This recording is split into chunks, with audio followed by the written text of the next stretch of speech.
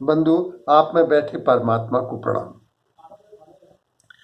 नवधा भक्ति में नवम सरल सब सन छलहीना मम भरोस ही हरस नदीना।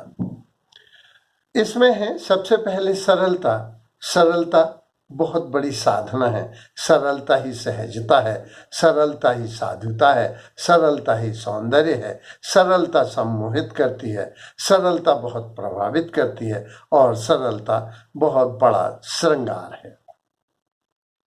अगर हम देखें तो चाहे संसार हो और चाहे सन्यास हो, उसमें सरलता का अपना महत्व है।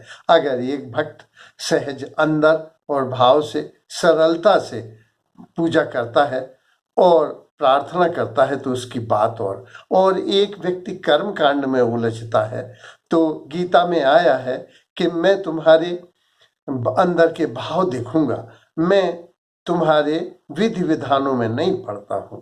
लेकिन व्यक्ति जब सकाम पूजा करता है, कामनाओं की पूर्ति हो पूजा करता है, तो वह यजन करता है। यजन पंडितों और पुरोहितों के माध्यम से होता है, जबकि भजन अंदर से गाया हुआ, जो अंदर की सरलता है, उसमें जब वो गा उठता है, नाच उठता है, झूम उठता है, तो उसे हम भजन कहते हैं। उसका अलग सौंदर्य है। इसलिए सरलता अपने आप में बहुत कुछ व्यक्त करती है।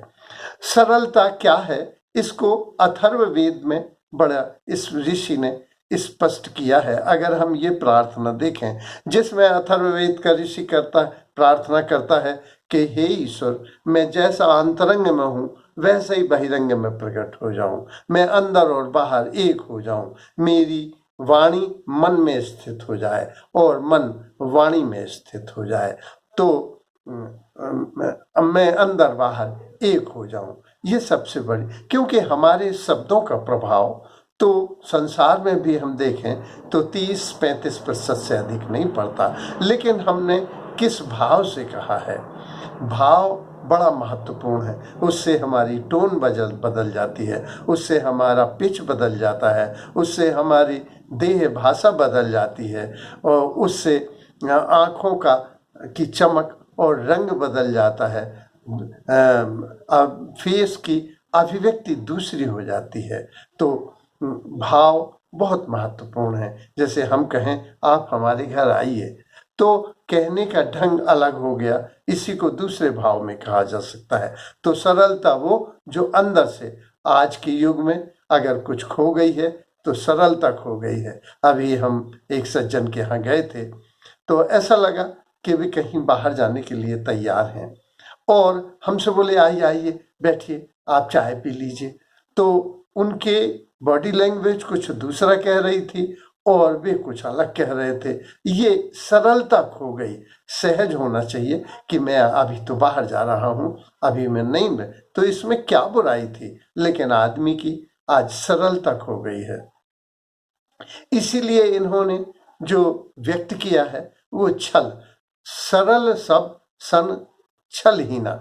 छल धोखा देना, छल माने धोखा देना, अंदर कुछ और बाहर कुछ होना, अर्थात झूठ ही लेना आज के युग में आ गया है। झूठ ही लेना, झूठ ही देना, झूठ चबेना, सब कुछ झूठा है। इस तरह से हम देखते हैं कि महाभारत में एक कथा आई है, इस झूठ के दुष्परिणाम क्या हुए। युधिष्ठिर ने कहा था अश्वत्थामा मारा गया और युधिष्ठिर को ये पता था कि अश्वत्थामा हाथी मारा है और ये किस उद्देश्य से कहा जा रहा है। तो हमारा उद्देश्य अगर धोखा देना है तो वो झूठा है ही है। इसलिए कहा जाता है कि पहले युधिष्ठिर का रथ 4 अंगुल जमीन से ऊपर चलता था, फिर जमीन पर चलने लगा। ये कथा तो प्रतीकात्मक है, लेकिन ये कुछ सत्य को अभिव्यक्त करती है। व्यक्ति की निष्ठा अगर संदिग्ध हो जाए तो वह पूरा व्यक्ति का व्यक्तित्व दूसरा हो जाता है। और कलिकाल में स्वामी गोस्वामी जी ने कहा है कि सो कलिकाल कठिन उर्गारी पाप परायण सब नर नारी। ये छल की वजह से सब पाप परायण हो गए हैं। और वो कहते हैं पंडित सोई जो गाल बजावा, या सोई सयान जो परधनहारी, जो कही झूठ मस्करी जाना, कलयुग सोई गुणवंत बखाना। तो कलयुग में लोग छल देने में कुशल हो गए हैं, छल करने में कुशल हो गए हैं। परिणाम स्वरूप वो पंडित हो गए हैं जो गाल बजा लेते हैं, जो दूसरे का धन हर लेते हैं, जो मस्खरी कर लेते हैं, उन्हें गुणवान कहा जाता है। बिना टिकट यात्रा जो करके रेल से आ जाता है उसको कहा जाता है बड़ा प्रतिभा संपन्न है, और जो आता है बोले ये तो बहुत सीधे साधे हैं। तो छल के बड़े दुष्परिणाम हैं। तत्काल में तो लाभ होता है, एक प्रिय मार्ग होता है और एक श्रेय मार्ग होता है। प्रिय मार्ग जो प्रिय तो लगता है लेकिन परिणाम उसके दुख कारक होते हैं। एक श्रेष्ठ मार्ग होता है जो कठिन तो है लेकिन उसमें अंत में परिणाम अच्छे होते हैं। तो अंत भला सो सब भला, इसलिए छल नहीं करना चाहिए। फिर आया है अगले मम भरोस, विश्वास। विश्वास बड़ी चीज है। इन्होंने लिखा है मन के हारे हार है, मन के जीते जीत, कहे कबीर हरि मन ही मन प्रतीत। मन ही से जो विश्वास प्राप्त किया गया है उससे ही विजय होती है। अर्जुन और महाभारत में एक कथा आई है कि अर्जुन जब मत्स्य भेदन के लिए जा रहे थे तो अर्जुन ने कहा कि भगवान आप पर बड़ा विश्वास है, आप क्या हमारी मदद करेंगे? तो उन्होंने कहा कि तुम तीर संभल के चलाना, तुम एकाग्रचित होना, सांस रोक के चलाना। तो भगवान ने कहा कि भगवान ने कहा कि इतने निर्देश दिए। निर्देश देने के बाद अर्जुन ने कहा कि आप क्या करेंगे? बोले तुम्हें विश्वास है कि मैं तुम्हारी मदद करूंगा? तो उसने कहा निश्चित ही। तो उन्होंने कहा कि जिस क्षण तुम सांस रोकोगे और बाण चढ़ाओगे प्रत्यंचा पर, वैसे ही पानी जम जाएगा और मछली रुक जाएगी और तुम आंख पर, तो मैं वो करूंगा जो तुम नहीं कर सकते। तो विश्वास सदैव फलता है। श्रद्धा और विश्वास के लिए तुलसीदास जी ने भी बहुत अच्छा लिखा है। भवानी शंकरौ बंदे श्रद्धा विश्वास रूपणों, याभ्याम बिना न पश्यन्ति सिद्ध स्थिमि स्वरम। जो सिद्ध जन भी अगर विश्वास, श्रद्धा और विश्वास होता है तो वे सामान्य व्यक्ति भी ईश्वर को अपने अंदर देख लेता है। और अगर विश्वास ना हो, श्रद्धा ना हो, तो अंतःकरण में स्थित ईश्वर को सिद्ध जन भी नहीं देख पाते। तो विश्वास को बड़ा महत्व दिया गया है।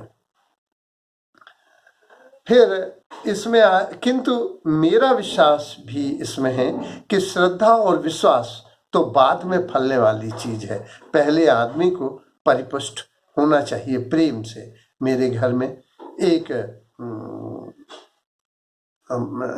पड़ोसन आती थी, वे उनके पति उनसे अलग रहते थे, तो वो शंकर जी को ढारने आती थी। तो मैंने उनसे कहा कि पत्थर के परमात्मा हैं। तो वो बोली हम पूरे श्रद्धा और विश्वास से जल चढ़ाते हैं, परमात्मा कृपा करेगा। मैंने कहा कि श्रद्धा और विश्वास तुम्हारा बाद में फलदायी होगा, पहले तुम पति को प्रेम से प्रसन्न करो। पुरुष लोग तो आधे वैसे भी आसक्त रहते हैं। तुम पहले प्रेम से उनको प्रसन्न करो, पुत्रों से प्रेम करो, पुत्रियों से करो, पति से करो, पड़ोसियों से करो। तुम प्रेम के बगैर पत्थर के परमात्मा को पिघलना चाहते हो। उन्हें बात समझ में आ गई और उन्होंने प्रेम से अपने को भरा और वो जो जल चढ़ा रही थी लोटा वहीं रख दिया। उस दिन उन्होंने शंकर जी को जल नहीं चढ़ाया और वो लोटा ऐसा ही भरा रखा रहा। वे 5-7 बरस बाद लौटी कि यहाँ हम एक लोटा रख गए थे। कहाँ रख तो गए थे, तो वो लोटा ढूंढा गया, संयोग से मिल गया। उसने कहा कि आपने जो कहा था कि पहले प्रेम से आप पूरित हो जाएं, फिर उनसे ही श्रद्धा करें, प्रेम करें, विश्वास करें, तो श्रद्धा और विश्वास पक गया है। अब मैं पूर्ण प्रसन्न हूँ, अब मैं क्या जल चढ़ा सकती हूँ? हमने कहा निश्चित ही, और उन्होंने चढ़ाया। तो अब वो बोली कि मैं पूजा के योग्य हुई। तो प्रेम से आदमी अगर पड़ोस को प्रेम नहीं कर सका, पति को, पुत्र को प्रेम नहीं कर सका, पत्नी को प्रेम नहीं कर सका, तो पत्थर के परमात्मा को कैसे प्रेम करेगा? इसलिए मेरा विश्वास है कि प्रेम पहले, श्रद्धा और विश्वास तो उसके फल हैं जो बाद में फल लाते ही हैं। भरोस का, विश्वास का फल क्या होता है? फल अगर देखें तो तुलसीदास जी ने रामचरितमानस के बालकांड में कहीं लिखा है, जय सुमरत सिद्धि होय गण नाय। तो जिसको सिद्ध, सुमरत करने से ही कार्य सिद्ध हो जाता है, स्मरण मात्र से सिद्ध होता है। मूक होय बाचाल, मूक बोलने नहीं लगते, वे बहुत बाचाल हो जाते हैं, बहुत अधिक बोलने लगते हैं। और पंगु चढ़े गिरवर गहन, पंगु चलने नहीं लगते, उसकी उनकी कृपा ऐसी होती है कि पंगु चढ़े गिरवर गहन, वे गहन पर्वतों पर भी चढ़ जाते हैं। तो भरोस का बहुत अधिक फल होता है। फिर है ये हरस न दीना। अष्टवक्र महागीता में कि एक बात आई है कि ये संसार चक्र है, ये सदैव चलता रहता है। यहाँ ऊपर का आरा नीचे, नीचे का आरा ऊपर आता है। यहाँ दुखी सुखी हो जाता है, सुखी दुखी हो जाता है, रईस गरीब हो जाते हैं, गरीब रईस हो जाते हैं। इस तरह चक्र चलता है। तो वो लिखते हैं अष्टवक्र कि इस संसार में तुम्हें सौंदर्य मिलेगा, स्वास्थ्य मिलेगा, संपत्ति मिलेगी, सफलता मिलेगी, सब कुछ मिलेगा, इतराना नहीं। दूसरा वे कहते हैं कि तुम्हें विपदा मिलेगी, बीमारी मिलेगी, विपन्नता मिलेगी, विफलता मिलेगी, लेकिन घबराना नहीं, क्योंकि इस संसार चक्र है। सफलता विफलता में बदल जाती है, विफलता सफलता में, इसलिए अहंकार नहीं। तो हर्ष न दीना, न हमको कभी हर्ष होना चाहिए और न दीन। सो कहा जाता है कि रामचंद्र जी को जब राज तिलक हो रहा था तब, और जब वनवास हो रहा था तब, वे दोनों ही स्थितियों में एक रहे। तो जो धीर पुरुष होते हैं, जो वीर पुरुष होते हैं, जो धैर्यवान होते हैं, वे धीरज रखते हैं और उनकी विपत्तियां समाप्त हो जाती हैं। और हरस न दीना, न दीन होना चाहिए और न हमको इतराना चाहिए, न घबराना चाहिए। धन्यवाद।